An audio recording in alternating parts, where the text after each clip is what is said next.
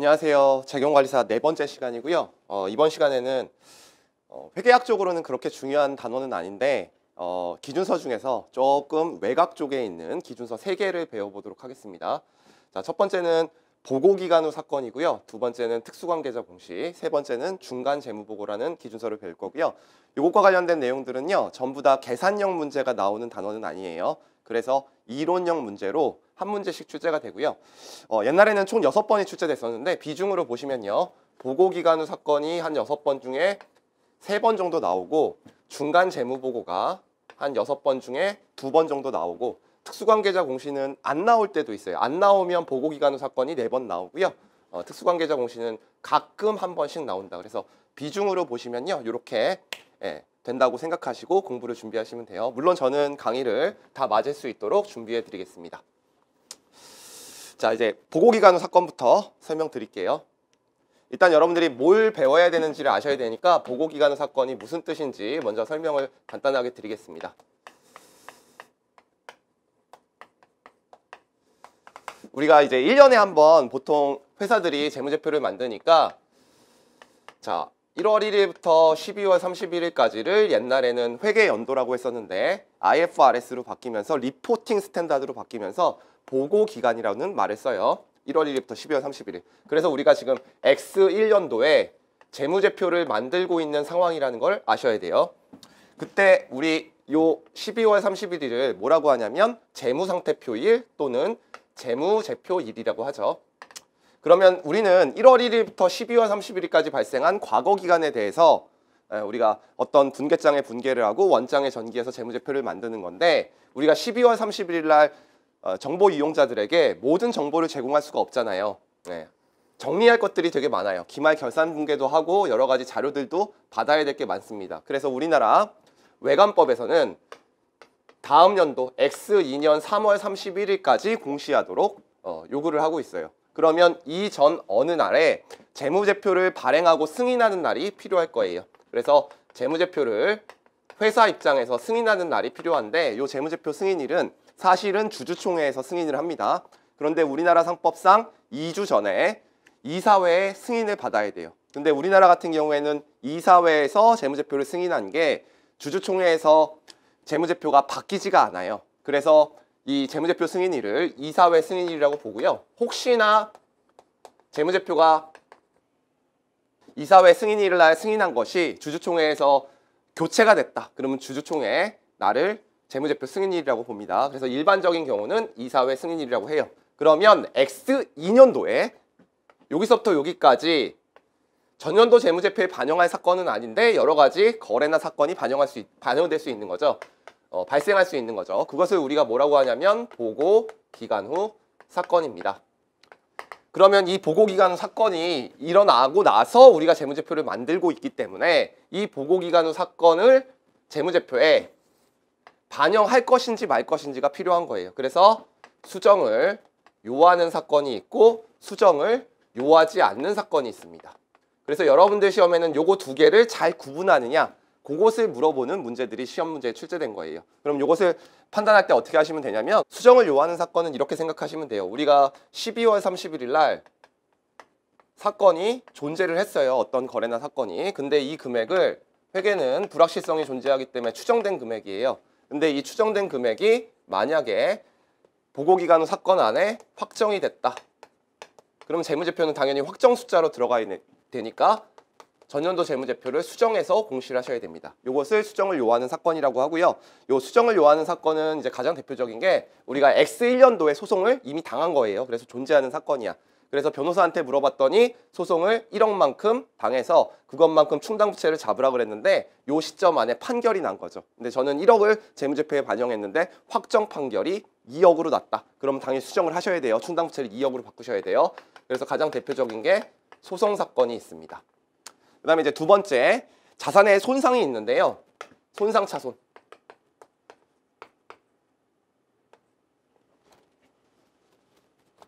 손상차손이 있는데 회사가 매출채권을 하나 갖고 있었던 거예요. 매출채권. 그래서 1,000원만큼 갖고 있었는데 12월 31일 날 이제 못 받는 돈이 있잖아요. 채무자한테 돈을 못 받는 금액이 있어서 대손충당금이라는 것을 1,000원만큼 잡지 않고 한 100원만큼만 인식을 했습니다. 그래서 장부금액에서 대손충당금을 뺀 것을 우리가 장부금액이라고 하는데, 요 100원이라는 것은 회사가 못 받을 금액을 기대신용손실모형에 의해서 추정된 금액이에요. 근데 요 사이에, 보고기간 후 사건 사이에 이 거래처가 완전히 부도가 난 거예요. 그럼 1,000원은 다 못 받겠죠? 그래서 그 금액이 1,000원으로 확정되면 당연히 1,000원으로 바꿔줘야 됩니다. 이런 것들을 우리가 손상차손이라고 해요. 그 다음에 이런 것도 있을 수 있습니다. A라는 회사와 B라는 회사가 토지를 팔기로 했었는데, 토지는 금액이 크다 보니까 서로 협상에 의해서 가격이 결정되는데 이미 매각을 했는데요. 금액이 결정이 안 된 거예요. 그래서 회계 처리를 제대로 할 수가 없었던 상황이죠. 그러니까 미수금과 자산을 없애는 회계 처리를 했는데, 그래서 그 금액을 몰랐었는데 요 사이에 금액이 2억으로 확정된 거예요. 그러면 자산 매각 대금을 2억으로 바꿔서 미수금을 잡아주셔야 됩니다. 그다음에 세 번째, 상여금이라는 게 있어요. 자, 여러분들 우리 근로자들은요, X1년도에 여러 가지 당기순이익을 벌어서 요 당기순이익을 100억만큼 벌면요, 근로계약서에 의해서 요 100억의 일부 금액을 상여금으로 받을 수 있도록 여러분들 이렇게 정해진 회사들이, 대기업들은 되게 많아요. 그래서 만약에 상여금을 10%만큼 지급해야 된다. 근데 이 상태에서 지급을 할 수가 없죠. 왜냐하면 재무제표가 확정이 안 됐으니까, 당기순이익이 확정이 안 된 상황이니까 재무제표 발행 승인일 전에 당기순이익을 일단 재무제표에 반영해 두고 이 정도쯤에 지급을 하게 됩니다. 그런데 이때 돈이 나갈 때 현금, 급여로 회계 처리하면 어떻게 되죠? 발생주의의 회계 처리가 아니라 현금주의의 회계 처리입니다. 우리는 근로 영역을 X1년도에서 12월 31일까지 요때 근로 영역을 제공한 대가에 대해서 배당금을 주는 거기 때문에 여기 급여를 잡고 미지급 급여를 추정해서 잡아야 돼요. 그래서 그게 재무제표 승인일 전에 확정이 됐으면 미지급 상여금 또 급여를 새롭게 여러분들이 인식하셔야 됩니다. 그리고 당연히 여러분들 회사가 부정과 오류를 처리했어요. 그러니까 이때 재무제표가 전년도에 잘못된 숫자가 들어가 있는 거예요. 그것을 재무제표를 승인하기 전에 발견했다면 당연히 이거는 전년도 재무제표를 수정하셔야 됩니다. 됐죠? 그래서 이것만 구분을 잘 하시는 게 시험 문제에 나오는 거예요. 그 다음에 우리 수정을 요하지 않는 사건은 이제 두 가지가 있는데요. 첫 번째는 X1년 12월 31일 날 존재하지 않았던 상황이에요. 근데 X2년에 발생한 사건이죠. 그러면 이 거래는 언제 기록해야 돼요? X2년에 기록해야 되죠. 그러니까 당연히 X1년도 재무제표에는 반영하지 않아야 됩니다. 이건 당연한 거예요. 그래서 이것을 우리가 수정을 요하지 않는 상황이라고 합니다. 그래서 가장 대표적인 예가 미지급 배당금이에요. 우리 주식회사가 발생한 이유가 뭐냐면 여러 주주들한테 돈을 받아가지고요, 당기순이익을 벌면 이익잉여에 쌓여놨다가 배당을 주기 위한 거죠. 근데 12월 31일 날 배당을 받을 수 있는 주주들은 확정할 수 있어요. 그래서 그날을 배당 기준일이라고 합니다. 근데 배당을 이때 확정을 못하죠. 왜냐하면 당기순이익이 확정이 안 됐으니까. 그러니까 우리 재무제표 발행 승인일 날 배당 금액을 확정하게 됩니다. 당연히 이때는 존재하지 않는 사건이고, 이때 땅땅땅 쳐서 주당 200원씩 드리겠습니다 했으니까 우리 미지급 배당금은 부채잖아요. 과거 사건의 결과 경제적 자원을 이전해야 되는 현재 의무가 X2년도에 발생한 거니까 요거는 X2년도에 반영을 해야 돼서 수정을 하시면 안 됩니다. 그 다음에 이런 것도 있어요. 존재는 해요. 존재는 해. 근데 이 금액이 확정된 금액이야. 근데 확정된 금액이 변동될 수 있어요. 존재하는 사건이. 그러면 이거는 X2년도에 발생한 공정가치의 변동이기 때문에 X1년도에 추정된 금액이 아니라 확정된 금액이면 X1년도 재무제표를 수정하시면 안 됩니다. 그래서 이것도 수정을 요하지 않는 사건이고요. 가장 대표적인 게 주가예요. 주가. 제가 주식을 어떤 기업의 주식을 갖고 있는데 12월 30일 날 거래소에서 100원에 거래되는 거예요. 근데 주식은 매일매일 변동되니까 X2년 재무제표 발행 승인일 날 120원이다. 그래서 20원만큼 올랐으니까 주식 20원 잡아주고 평가이익 20원 잡아주면 안 되죠. 왜냐하면 이거는 확정된 금액이기 때문에, 추정된 금액이 아니라. 그래서 가장 대표적인 게 투자 자산의 공정가치의 변동을 우리 기준서에서는 예로 들고 있습니다. 그래서 여러분들 어쨌든 시험은 여러분들 다음 중 수정을 요하지 않는 사건은, 그래서 어차피 이게 나와요. 그래서 요거 두 개는 꼭 와셔야 돼요. 수정을 요하지 않는 사건, 미지급 배당금, 투자자산의 공정가치의 변동이다. 요거 두 가지는 알아두시면 되고요. 요런 시험 문제도 나옵니다. 하도 이게 두 개만 딱 외우고 가면 모든 문제를 맞을 수 있으니까 다음 중 수정을 요하는 사건은 다음 중 수정을 요하는 사건은 몇 개인가? 네. 요게 다 나오는 거죠. 그래서 요거는 암기하실 필요가 없고 요거 2개 없으면 나머지가 다 답이다. 그래서 4개가 다 답이 나왔던 문제도 있습니다. 됐죠? 요 정도 아시면 여러분들 문제 푸는데 전혀 지장 없으니까요. 제가 책으로 정리를 해드리겠습니다. 자, 우리 4장에 1절 보시면 보고기간 후 사건이 있고요. 개념 및 의의라고 해서 첫 번째 줄에 보고기간 후 사건이란 보고기간 말과 재무제표 발행 승인일 사이에 발생한 유리하거나 불리한 사건으로 여기까지. 이게 보고기간 후 사건이고요. 그렇게 해서 그냥 맞는 문장으로 출제된 적이 있어요. 재무제표 발행일과 재무제표 승인일 사이에 발생한 유리하거나 불리한 발생이다. 이미 설명한 거고. 자, 거기 표가 있는데 표에 수정을 요하는 보고기간 후 사건이 있고 수정을 요하지 않는 보고기간 후 사건으로 구분된다. 수정을 요하는 것과 수정을 요하지 않는 걸로. 그 구체적인 내용은 다음 절에 있으니까 조금 이따 설명하기로 하고, 재무제표 발행 승인일은 주주가 재무제표를 승인한 날이 아니라 주주총회에 제출하기 위한 재무제표를 이사회가 발행 승인한 날을 의미한다. 우리나라는 2주 전에 발행한다 그랬죠? 그래서 재무제표 승인일을 우리가 이사회 승인이라고 했다. 이미 설명한 거죠. 그래서 이사회 승인일에다가 동그라미 쳐놓고요. 이사회에다가. 자, 그 다음에 보고기간 후 사건의 구분 및 회계 처리라고 해서 양가로 1번에 수정을 요하는 보고기간 후 사건이라고 있죠. 제목에다 밑줄 쳐놓고 거기 보시면 5가지 예가 있습니다. 제가 하나하나씩 설명할 필요가 없어요. 여러분들 하나, 둘, 셋, 넷, 5개 제가 다 필기해 드린 거니까 이렇게 책에다 표시해서 이거는 수정을 요하는 보고기간 후 사건이다. 이렇게만 표시하면 되겠죠. 구분만 하면 되니까. 자, 2번 보시면 수정을 요하지 않는 보고기간 후 사건이 있습니다. 두 번째 줄 보시면 투자자산의 공정가치 하락. 요거죠. 이미 확정된 금액인데 변동된 거니까 앞에 금액을 수정할 필요가 없다. 자, 한 장 넘겨볼게요. 자, 양가로 2번에 배당금 나오죠. 배당금 설명했죠. 이거는 존재하지 않는 상황이기 때문이에요. 보고기간 후부터 재무제표 발행 승인일 전에 지분상품 보유자가, 여러분들 우리 회계학에서는요 지분상품이라는 말을 씁니다. 기준서에서. 주식이에요. 그래서 주식이라고 써놓으세요. 처음 공부하시는 분들은 용어에 익숙해져야 되니까. 자, 배당을 선언한 경우 그 배당금을 보고기간 말에 부채로 인식하지 않는다. 왜? 이때는 현재 의무가 없는 거죠. 결정이 안 된 거예요. 그러니까 요거는 X2년도에 회계 처리해야 되는 겁니다. 자, 그 다음에 이제 3번 계속기업이거든요. 요거 3번 봤죠? 우리 1장하고 3장에서 이미 공부한 거니까. 자, 경영진이 보고기간 후에 기업을 청산하거나 경영활동을 중단할 의도를 가지고 있거나 청산 또는 경영활동의 중단 외에 다른 현실적인 대안이 없다고 판단하는 경우, 여기까지 다시 한번 읽어보세요. 기업이 망한다면 계속기업 기준에 따라 재무제표를 작성해서는 아니 된다. 이렇게 돼 있죠. 그래서 제가 무슨 가치로 평가해야 된다 그랬어요? 청산가치. 그리고 그 내용을 주석에다가 기재해야 된다. 다 설명드린 거니까 요 정도 아시면 보고기간 후 사건 준비가 되실 거예요. 여러분들 요거에 거의 1년에 6번 중에 4번 나오니까요. 2가지만 잊지 맙시다. 수정을 요하지 않는 보고기간 후 사건은 미지급 배당금과 투자자산의 공정가치에 변동이 있다. 자, 그 다음에 이제 우리가 특수관계자를 배워야 됩니다. 특수관계자 공시는요, 여러분들이 제가 표시해 주는 것만 잘 공시하시면 돼요. 공부를 하시면 돼요.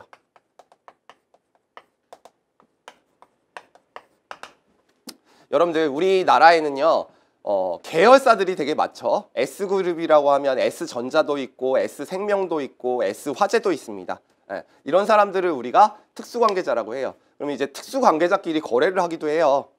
그래서 뭐 어떤 A 기업과 A1 기업이라는 서로 기업이 계열사라고 하면 계열사끼리 거래를 하게 되는데, 이제 계열사끼리 거래하게 되면요 공정가치로 시가에 의해서 거래가 안 되는 경우가 있어요. 100만 원짜리인데 120만 원에 사기도 하고요. 100만 원짜리인데 90만 원에 사기도 해요. 그러면 한 사람한테는 이익이 생기고 한 사람한테는 손실이 생길 수도 있어요. 그러니까 이러한 문제를 해결하기 위해서요. 이제 특수관계자들끼리 거래를 하면 이익 조작 가능성이 있는 거죠. 그래서 여러분들이 공시를 할 때 특수관계자가 어떤 기업들이 있는지 특수관계자의 명칭 꼭 공시를 하셔야 됩니다.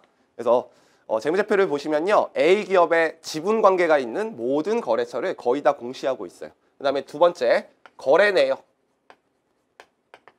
A기업이 B기업한테 매출을 10억만큼 했다. 그리고 구입한 게 8억이다. 다 보여줘야 돼요. 그 다음에 세 번째, 채권, 채무, 잔액도 공시를 하셔야 됩니다. 그 다음에 이제 우리 주요 경영진의 보상.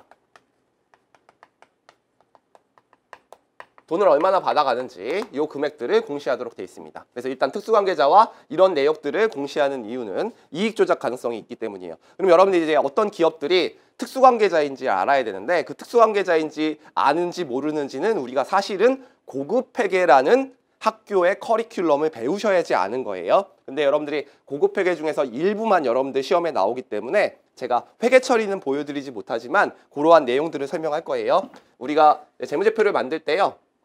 A기업이 있는데 B기업의 지분을 몇 % 이상 갖고 있으면 영업정책과 재무정책을 결정할 수 있을까요?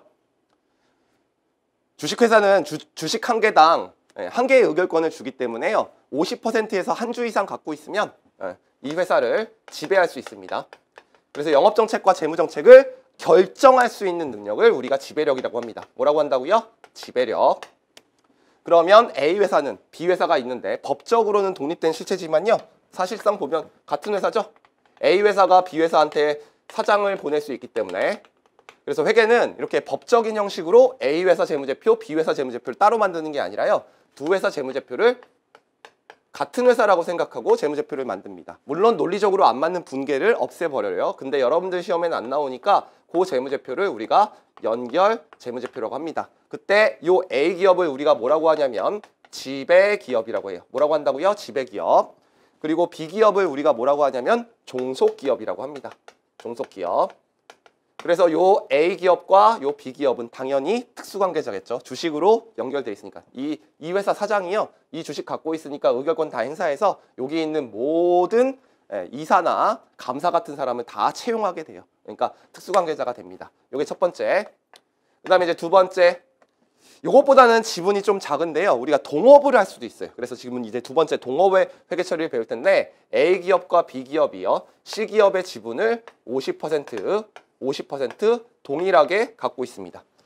그럼 영업정책과 재무정책을 결정할 수는 없죠. 근데 어떻게 해야 돼요? 공동으로 결정을 해야 돼요. 그래서 보통 사장이 2명이에요. C회사의 사장이. 그때 요 A기업과 요 C기업은 당연히 특수관계자겠죠. 그때 요 지배력은요. 영업정책과 재무정책을 공동으로 결정해야 되기 때문에 우리가 공동지배력이라고 합니다. 뭐라고 한다고요? 공동지배력. 그때 요 C라는 기업을요. 우리가 뭐라고 하냐면 공동기업이라고 해요. 뭐라고 한다고요? 공동기업. 그래서 요 A기업과 공동기업은 서로 특수관계자가 됩니다. 요 회계처리는요. 옛날에는 연결재무제표는 자산과 부채를 100% 합치는데 자산과 부채를 50%만 합치는 부분 연결을 할 수 있도록 비례 연결을 할 수 있도록 만들었었는데 실무에서 안 써서요. 2014년부터 지분법을 적용하기로 기준이 개정됐습니다. 그래서 이 지분법의 회계 처리는 우리 뒤에서 배우게 되기 때문에 그 계산 문제는 거기서 풀고요. 지금은 이 지분법을 적용한다. 그렇게 아시면 돼요.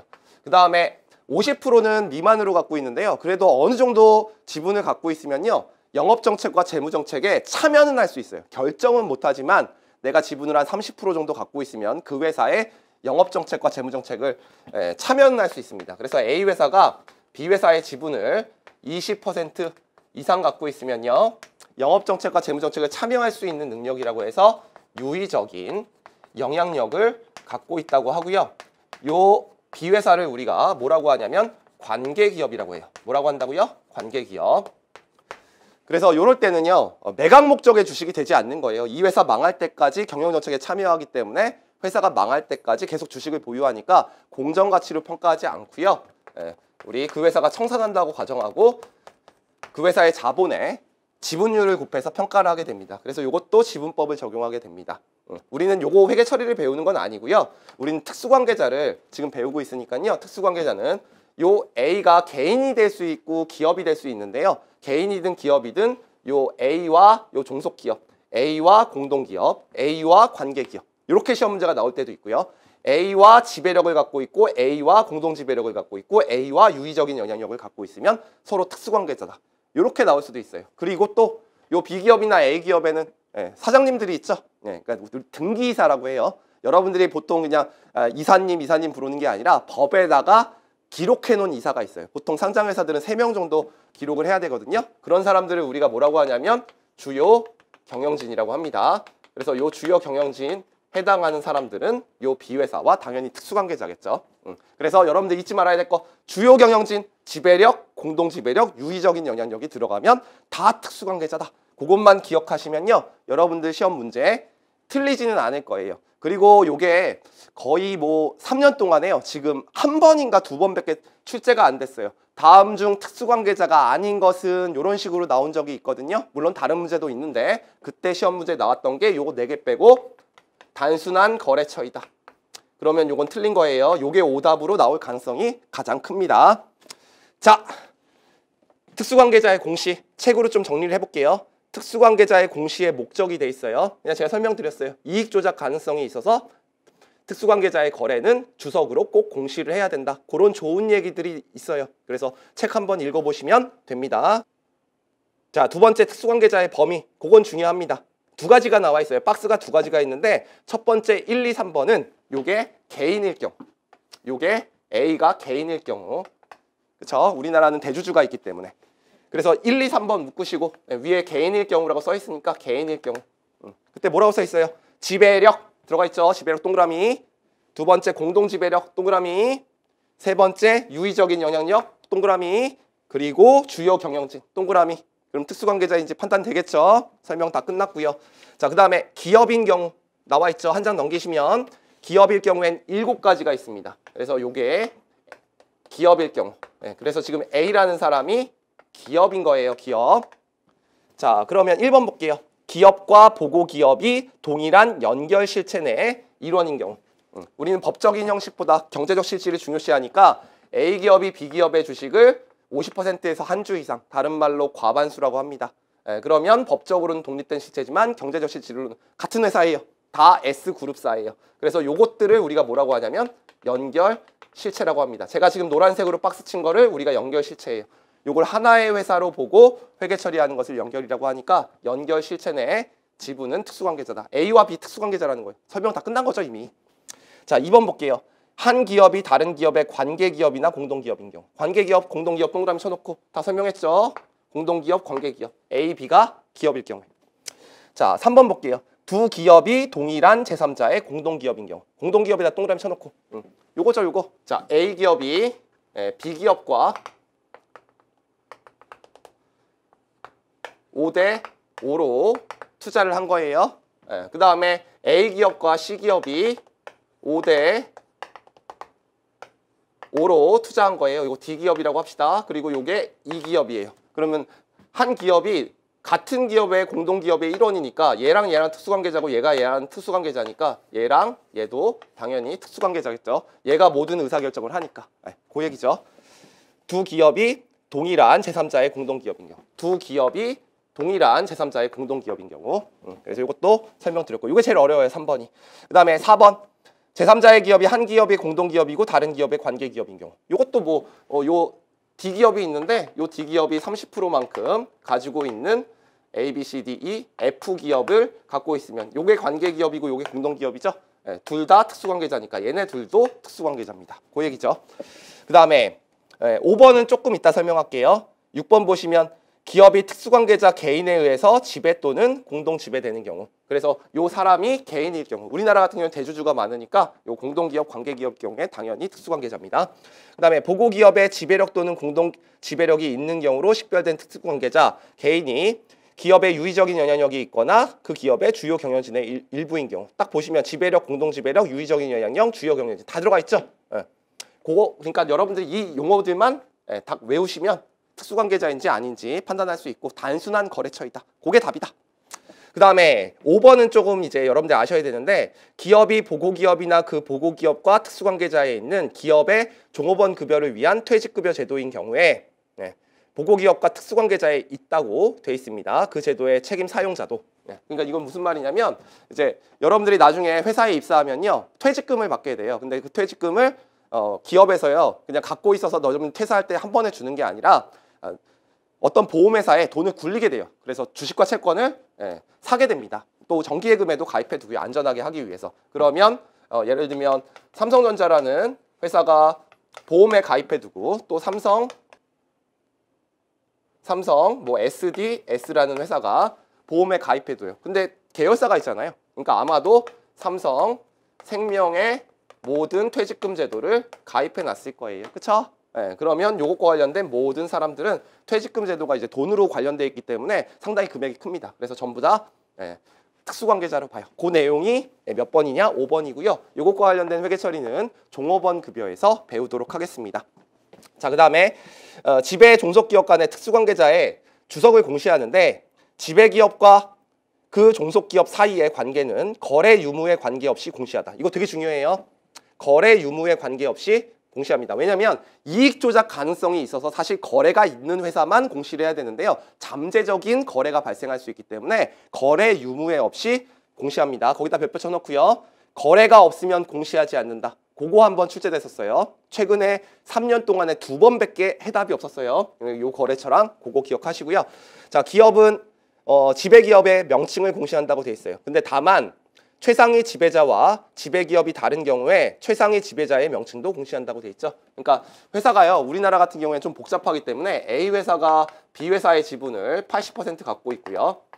그 다음에 C 회사가 B 회사가 C 회사의 지분을 60% 갖고 있으면요, 이 회사는 사실상 다 같은 회사예요. 근데 이 회사가 특수관계자를 공시하면요, 당연히 이 회사의 명칭을 공시하겠죠. 이 회사를 내가 지배기업이라고 했죠. 근데 우리 실무에서는 중간 지배기업이라고 합니다.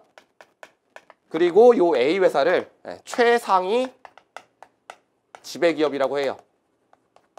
그러면 뭐 지분관계가 요거밖에 안 보이니까 C회사 입장에서는 중간 지배기업의 명칭만 공시한다고 생각하시는데 그게 아니죠.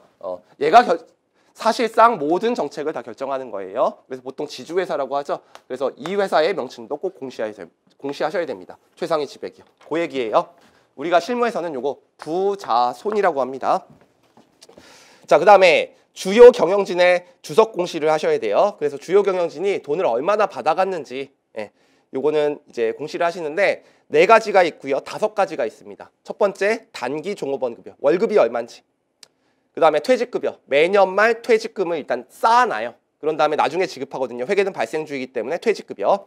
그 다음에 기타 장기 종업원 급여라고 되어 있어요. 그거는 회사를 10년 다니면요, 여러분들한테 금 10돈을 주는 회사들이 있어요. 그런 것들을 회계 처리할 때. 그 다음에 이건 슬픈 얘기죠. 여러분들이 혹시나 해고를 당하면요, 퇴직금 말고 플러스 알파로 퇴직 위로금을 주는 회사들도 있습니다. 그래서 곧 해고급여. 그리고 주식기준 보상이라고 해서요, 유능한 CEO를 채용하기 위해서요, 스톡옵션을 주는 회계 처리를 할 수 있어요. 그래서 요 5가지가 있는데요, 요거는 지금 안 해오셔도 돼요. 저절로 알게 돼요. 요게 5가지가 있는데 요 5가지 중에서 4가지는 앞으로 종업원 급여에서 배울 거예요. 단기 종업원 급여, 퇴직급여, 기타 장기 종업원 급여, 해고급여. 그래서 요건 당연히 알게 돼요. 알겠죠? 그래서 지금 요거 배웠네요. 그 다음에 특수관계자가 있는 경우에, 특수관계자 거래가 있는 경우에 주석공시라고 되어 있는데 중요한 말만 볼게요. 2번째 줄에 거래. 그래서 거래 금액이 얼마인가. 그 다음에 채권, 채무, 잔액. 그거 됐죠? 그래서 제가 공시할 것들 다 써드렸습니다. 자, 그 다음에 특수관계자별 주석공시라고 되어 있는데 안 보셔도 될 것 같아요. 5번 기타. 중요하지 않습니다. 그래서 제가 보여드린 내용만 공부를 하시면 문제 푸는 데는 전혀 지장이 없습니다. 자, 여러분들 특수관계자 공부하실 때 잊지 말아야 될 단어, 주요 경영진, 지배력, 공동지배력, 유의적인 영향력. 이것만 잊지 맙시다. 단순한 거래처는 특수관계자가 아니다. 그 다음에 시험에 나왔던 것 중에서 특수관계자 거래가 없더라도 공시를 꼭 하셔야 돼요. 그래서 특수관계자 거래가 없으면 공시 안 한다. 그럼 틀린 말. 그 다음에 우리가 특수관계자 공시할 때 중간 지배기업을 공시하셨더라도 최상위 지배기업의 명칭은 꼭 공시하셔야 됩니다. 그래서 그건 공시할 필요 없다. 그런 식으로 나오니까 그 3문장만 잘 기억하시면 될 것 같아요. 자, 그 다음에 우리가 중간재무보고라는 걸 배울 건데 이거는 2번째로 중요한 주제라고 했죠.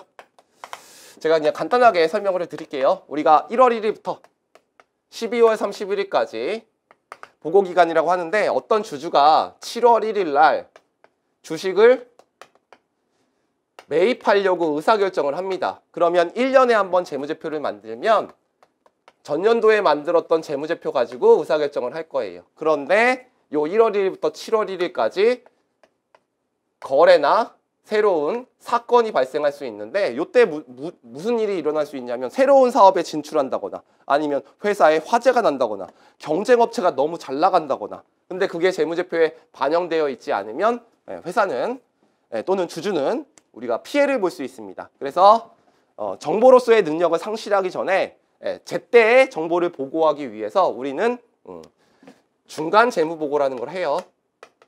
어떤 회사들만? 정보 이용자가 많은 회사들만. 그래서 우리나라 상장회사들은요. 상장회사들만 그래요. 3개월에 한 번씩 재무보고를 해야 됩니다. 그래서 요게 3월 31일까지 재무제표를 만드는데요. 요걸 1분기 재무제표, 1분기 재무제표.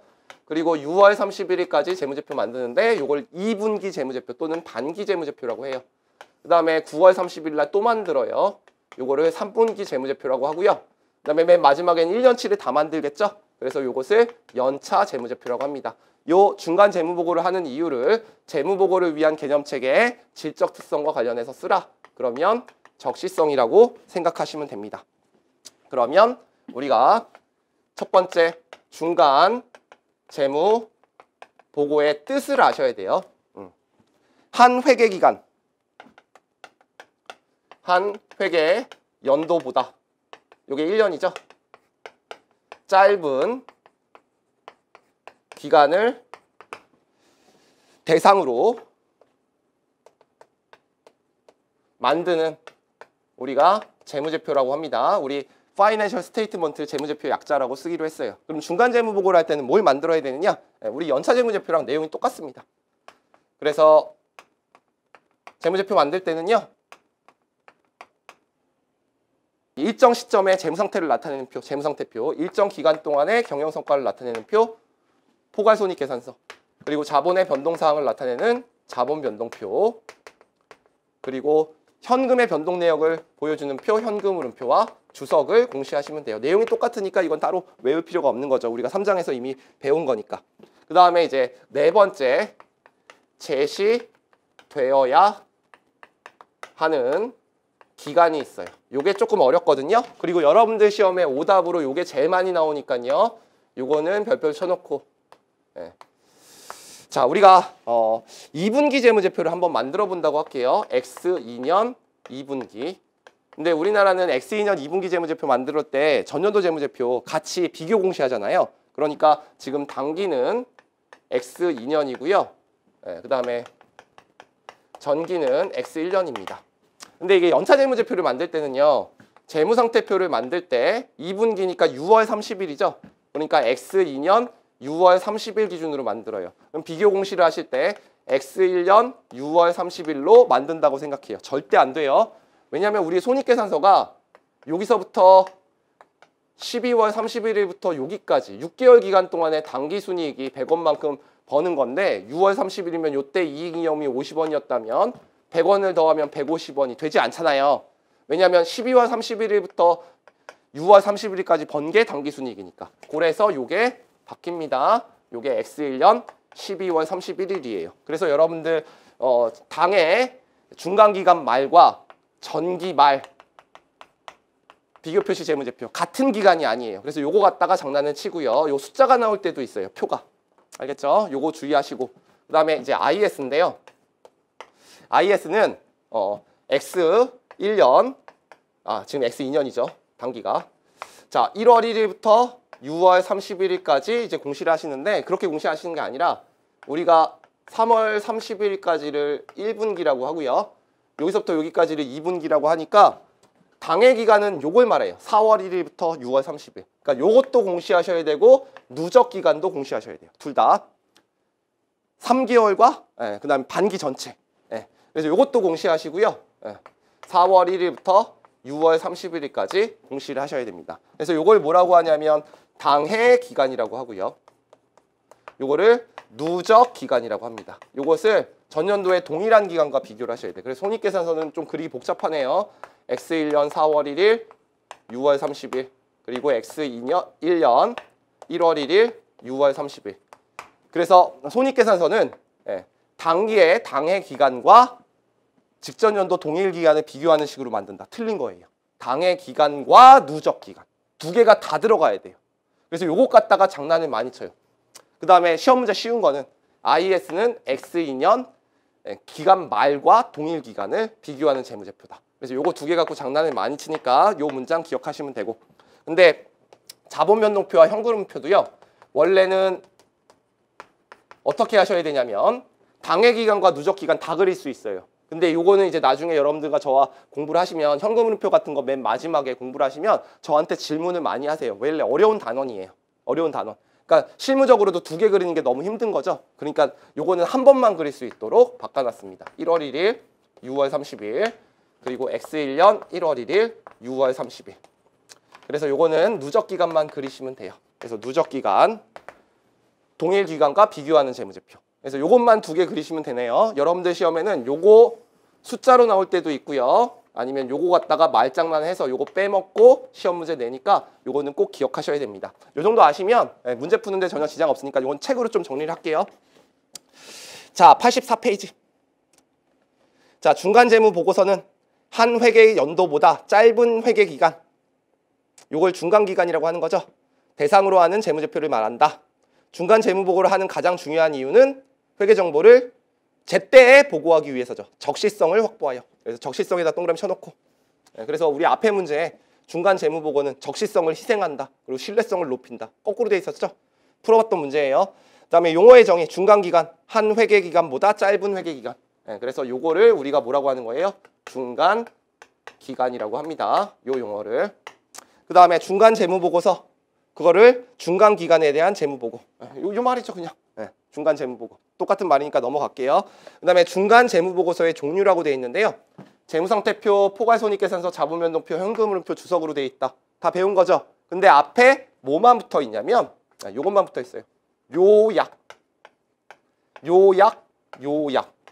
그 이유가 뭐냐면 1월 1일부터 12월 31일까지 공시라는 연차재무제표는요. 90일 안에 공시하도록 되어 있습니다. 3월 31일까지. 근데 우리 1분기 재무제표는 45일. 2분기 재무제표도 45일 안에 공시를 하도록 되어 있기 때문에 공시의 내용이 축약되어 있을 수밖에 없어요. 시간이 부족하니까. 따라서 연차 재무제표에 비해서는 약간 축약되어 있습니다. 그래서 요약이라고 부르는 거예요. 그 다음에 양가로 2번 보시면요. 중간 재무제표의 형식과 내용이라고 되어 있어요. 저 같으면 안 읽어요. 시험에 안 나옵니다. 이런 거. 그 다음에 선별적 주석이라고 해서요. 주석사항 생략하는 게 나와 있어요. 이걸 외우실 수는 없죠. 그러니까 시험에 안 나오니까 이거는 제껴줘도 돼요. 자, 한 장 넘겨보면 4번. 중간 재무제표가 제시되어야 되는 기간. 요거는 진짜 중요합니다. 그래서 별표 쳐놓고. 자, 1번 보시면 당해 중간 보고기간 말과 직전 연차 보고기간 말을 비교하는 형식으로 작성하는 재무상태표.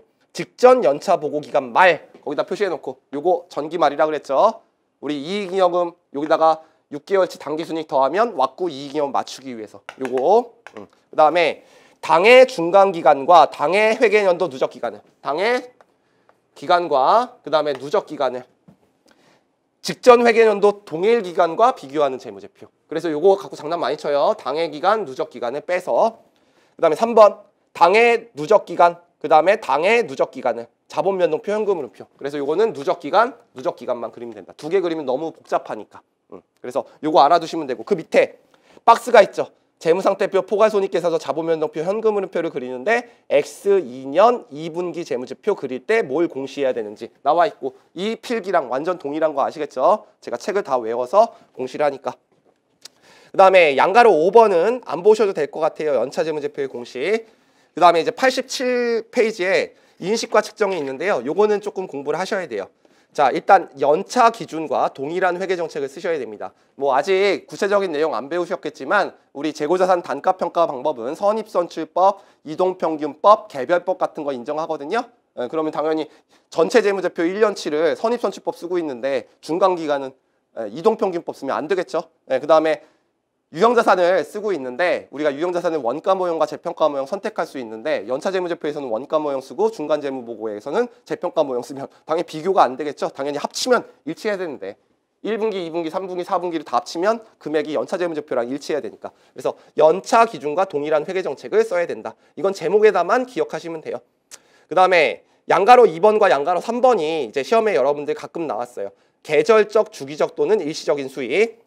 계절적, 주기적 또는 일시적으로 발생하는 수익은 연차 보고기간 말에 미리 예측해서 인식하거나 이연하는 것이 적절하지 않은 경우. 이게 무슨 말이냐면 계절적, 주기적, 일시적으로 발생하는 수익이 내년 거를 미리 돈을 받았거나 아니면 돈을 미리 받고 일을 해주는 거다. 그러면 뭐 선수 수익, 또는 미수수익으로 회계 처리해서 기간 배분을 우리가 발생주의로 해주면 되는데 그게 아니에요. 그게 적절하지 않은 경우니까 중간 보고기간 말에도 미리 예측하여 인식하거나 이연해서는 아니 된다라고 돼 있죠. 요거는 이제 계절성이 있는 산업 때문에 그런 거예요. 여러분들 아이스크림 산업 아세요? 아이스크림 회사들 우리나라에 많죠. 빅모 회사도 있고 엘모 회사도 있습니다. 근데 그 회사들은요 7월 1일부터요 9월 30일 3분기에 매출의 90%가 찍혀요. 그 다음에 여러분들이 알고 있는 장난감 회사들 있죠. 손, 오, 모 뭐 그런 회사들이 있어요. 그런 회사들은요 크리스마스와 그 다음에 설날에 매출이 거의 70% 이상이 잡혀요. 그럼 여러분들 이렇게 생각해요. 90%면 회사가 1000억을 버는데 900억이다. 그래서 이거를 배분해서 전체가 100이니까 250, 250, 250, 250으로 나누어서 인식하면 당연히 안 되는 거예요. 이때 발생한 거잖아요. 이때 돈 다 받았고. 그래서 서로 배분을 안 한다. 그 뜻이에요.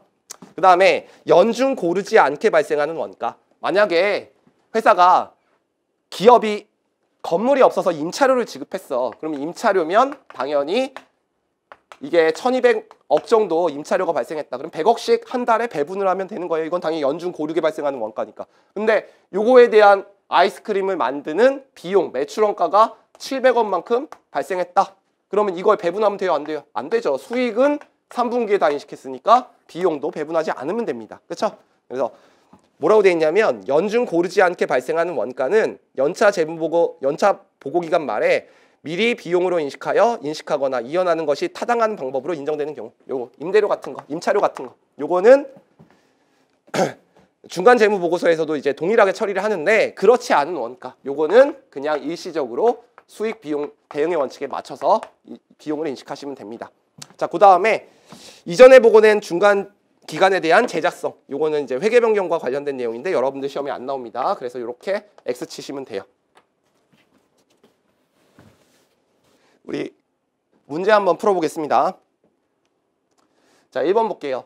보고기간 후 사건에 대한 회계 처리 설명 중 옳지 않은 것은 보고기간 후 사건이란 보고기간 말과 재무제표 발행 승인일. 제가 12월 31일과 재무제표 발행 승인일 전 사이에 발생한 유리하거나 불리한 사건을 말한다. 요 정의 맞죠? 요 사건 X 2년이에요. 그래서 요걸 바꿀까 말까 생각하는 거고요.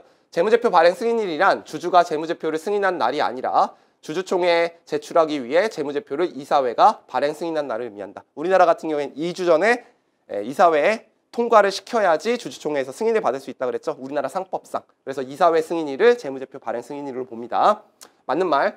보고기간 말에 존재하였던 상황에 대하여 증거를 제공하는 사건이라면 수정을 요하는 보고기간 사건으로 본다. 맞죠? 요때 존재를 했었는데 요 금액이 추정된 금액인데 요 금액이 확정이 됐다. 그럼 당연히 수정을 해줘야 돼요. 그래서 증거를 요하는 사건은 보고기간 사건으로 보죠. 자, 보고기간 후에 기업이 청산이 확정되었더라도 재무제표는 계속기업 기준으로 기초하여 작성한다. 이거 틀렸죠? 우리 계속기업 과정에서는 역사적 원가가 아니라 청산 가치로 작성을 해야 된다 그랬어요. 그래서 요게 틀린 거네요. 계속기업 기준이 아니죠. 역사적 원가가. 청산 관련 내용을 주석에 기재한다. 또 요건 맞네요. 그래서 정답은 4번. 자, 2번 볼게요. 다음 중 보고기간 후 발생한 사건 중 재무제표의 수정을 요하지 않는 상황. 제가 그냥 이거 설명 안 하고 풀어줘도 되죠? 2개. 미지급 배당금, 투자자산의 공정가치 변동, 소송, 확정됐으니까 추정된 금액 변환다. 바꿔야 되죠. 그 다음에 상여 들어갔다 그랬죠. 그 다음에 매출채권의 손상 들어갔다 그랬죠. 여기 투자자산의 공정가치 현저한 하락 4번이네요. 쉽죠? 문제 푸는 거는 정말 빠르게 풀 수 있습니다. 자, 이게 새롭게 추가된 문제인데 별로 어렵지도 않아요. 다음 중 보고기간 사건에 대한 회계 처리로 가장 올바르지 않은 것은 X1년 12월 31일 공정가치로 평가한 당기손익 공정가치 특정 금융자산. 아직 우리 금융자산 안 배우신 분들은 요거 두 번째 풀 때 생각하셔도 됩니다. 요거 주식 얘기하는 거예요. 자, X1년 1월 22일 하락하여 추가적인 평가 손실을 X1년 재무제표에 인식하여서 틀렸죠? 이거 투자자산의 공정가치의 하락이죠. 이미 12월 30일 날 확정된 금액입니다. 그래서 이거 재무제표에 인식하면 안 되는, 수정을 요하지 않는 사건이에요. 그래서 어차피 답이니까 여러분 보시면 되고, 요거는 재고자산의 손상이네요. 순실현 가능 가치로 평가했으니까 재고자산 손상, 추정된 금액이니까 확정됐어요. 그래서 우리 수정하는 게 맞고요. 그 다음에 세 번째 소송, 당연히 확정됐으면 추가적으로 인식하셔야 되고요. 그 다음에 우리 자산 매각 대금이 변경되면 확정된 금액이니까 변경하셔야 됩니다. 그래서 정답은 1번이죠. 그 다음에 4번 볼게요. 특수관계자 공시. 예. 이거 문제가 바뀌었네요, 이번에. 그래도 여러분들 문제 풀 수 있어요. 당해 기업의 통상적인 대출을 받은 은행 등 금융기관은 당해 기업의 특수관계자가 아니다. 맞죠? 단순한 거래처는 제가 특수관계자가 아니라 그랬어요. 그래서 맞는 말. 종속기업과 매출 등 내부 거래가 없다면 특수관계자 공식은 불필요하다. 요거 틀렸죠? 제가 분명히 앞에서 요거 시험 문제 출제됐었다고 문제 기억해서 설명했습니다. 우리가 내부 거래가 없더라도 잠재적인 이익 조작 가능성이 있기 때문에 거래 유무에 관계없이 공시한다고 했습니다. 주요 경영진에 대한 보상 총액과 분류별 금액을 공시한다고 돼 있고 주요 경영진의 보상은 공시한다고 그랬습니다. 요 단기 종업원 급여, 퇴직 급여, 기타 장기 종업원 급여, 해고 급여가 우리 급여에 종업원 급여에 해당된다는 것은요. 뒤에서 다시 설명을 드릴게요. 그래서 이건 맞는 말. 그 다음에 유의적인 영향력, 특수관계자다. 네, 제가 외우라고 그랬죠. 주요 경영진, 지배력, 유의적인 영향력, 공동지배력. 그래서 정답은 2번. 5번 볼게요. 중간 재무보고서의 종류에 해당하지 않는 것. 이런 문제 나왔으면 좋겠죠. 재무상태표, 포괄손익계산서, 주석 들어가 있고요. 네, 제조원가 명세서는요. 이제 원가회계를 배우시면요. 요 재무 포괄손익계산서에 매출 원가를 계산하기 위한 양식이에요. 그래서 요거는 주석사항이 아닙니다. 그래서 정답은 4번. 재무제표의 종류에 안 들어갑니다. 그 다음에 6번 볼게요. 수정을 요하는 보고기간 사건에 해당하는 것을 모두 고른 것은. 이런 게 좀 싫은 문제죠. 첫 번째, 매출채권의 손상. 수정을 요하는 사건입니다. 추정된 금액이기 때문에. 자산 손상. 수정을 요하는 사건이죠. 소송사건. 수정을 요하는 사건이죠. 부정과 오류, 수정을 요하는 사건입니다. 자, 여러분 미지급 배당금과 투자자산의 공정가치의 변동이 없죠? 그래서 정답은 4개 다 있는 거네요. 4번. 자, 7번 볼게요. 중간 재무보고서의 설명으로 틀린 것은 중간 재무보고서는 한 회계기간보다 짧은 회계기간. 이걸 뭐라 그랬어요? 중간기간. 중간기간을 대상으로 하는 재무제표를 말한다. 맞는 말이죠. 자, 포괄손익계산서는 당해 중간기간 말과. 이거 틀렸죠? 여러분들 포괄손익계산서는요. 1월 1일부터 12월 31일까지 기간 동안에 내가 얼마 벌었는지를 얘기하는 거니까 말은 재무상태표죠. 그래서 포괄손익계산서는 당해의 중간기간과 누적기간을 동일 기간과 비교하는 형식으로 작성한다. 그래서 요거 틀렸죠. 요것도 틀렸네요. 제가 요거 시험에 자주 나온다 그랬죠. 자본변동표는 누적기간을 직전기간의 동일 기간과 비교하는 형식으로 작성한다. 자본변동표는 그리기 쉽지 않기 때문에 한 기간만 1월 1일부터 6월 30일까지만 그리면 된다 그랬죠. 현금흐름표도 누적기간. 그래서 이것도 맞네요. 정답은 2번. 8번 한번 보겠습니다. 8번. 3일은 X1년 실적이 양호해서요. X2년 2월 10일에 배당금 지급을 결의했는데 배당금 지급 결의에 대한 회계 처리를 언제 하여야 되는가. 요거는 여러분들이 좀 아셔야 돼요. 제가 설명 하나 드릴게요. 자, X1년도에 당기순이익을 회사가 벌면요. 요것은 이익잉여금에 쌓여 있고요. 요 이익잉여금 갖다가 이제 배당을 주게 되는데요. 일단 주주를 확정해야 되잖아요. 12월 31일 날 주주를 확정하게 돼요. 이때까지 보유하시면요. 여러분들 배당금을 받을 수 있어요. 내가 하루만 보유해도 배당금을 받을 수 있어요. 왜 그러냐면 여러 사람이 보유해서 365분의 1만큼 이 사람한테 배당 주고 이틀 보유한 사람 365분의 2만큼 배당 주면요. 실무자들이 너무 힘들어. 그래서 요때 그냥 하루만 보유해도요. 12월 30일 날 배당금을 받을 수 있도록 하고 있습니다. 그래서 우리나라 상법에서요. 배당금을 받을 주주를 확정하는 날을 우리가 뭐라고 하냐면 배당 기준일이라고 합니다. 뭐라고 한다고요? 배당 기준일. 근데 배당 기준일 날 배당금이 얼마인지 확인이 안 되죠. 재무상태표에 당기순이익이 확정돼야 되니까 현재 의무가 없는 거예요. 그래서 이때 회계 처리를 할 수 없습니다. 그러면 언제 회계 처리를 하느냐? 3월 31일까지 재무제표 만들어야 되고 우리가 재무제표를 발행, 승인하는 날짜가 있어요. 근데 보통 이사회 승인하는 재무제표가 주총에서 승인하는 재무제표랑 거의 일치하기 때문에요. 주총 때 땅땅땅 쳐요. 그래서 우리 주주총회 일날 배당금을 주기로 결의를 합니다. 그래서 그날을 뭐라고 하냐면 배당 결의일이라고 해요. 뭐라고 한다고요? 배당 결의일. 그러면 이때 X1년도에 수정은 하지 않죠. 그래서 수정을 요하지 않는 사건인데 이때 배당 결의일 날 회계 처리를 하게 됩니다. 그래서 이익잉여금을 가지고 아직 배당금을 주지 못하죠. 왜냐하면 주주총회 때 모든 주주들이 출석하지 않아요. 그래서 우리나라 상법상 1개월 이내에 지급하면 돼요. 그래서 미지급 배당금을 이렇게 회계 처리하시고요. 나중에 1월 이내에 우리나라 상법상 배당금을 지급하게 됩니다. 그날을 우리가 배당 지급일이라고 해. 그럼 배당 지급일 날은 미지급 배당금을 가지고요. 현금으로 지급하는 회계 처리를 하시면 됩니다. 그러니까 결국은 배당 결의일 날 배당과 관련된 회계 처리를 하는 거예요. 그래서 배당 결의일이 언제라고 돼 있어요? X2년 2월 10일. 그래서 결국은 이날 안 한다는 것만 알면 되는 거예요. 그렇죠? 이런 문제 나왔으면 좋겠죠? 그래서 이렇게 푸시면 됩니다. 그래서 정답은 4번. 예. 여러분들 수고하셨고요. 이 단어는 간단한 단원이니까요. 제가 말씀드린 보고기간 후 사건 먼저 보시고요. 그 다음에 중간 재무보고 정리하시고 특수관계자와 공시는 제가 알려드린 것만 준비하시면 충분히 한 문제 맞을 수 있을 겁니다. 수고하셨습니다.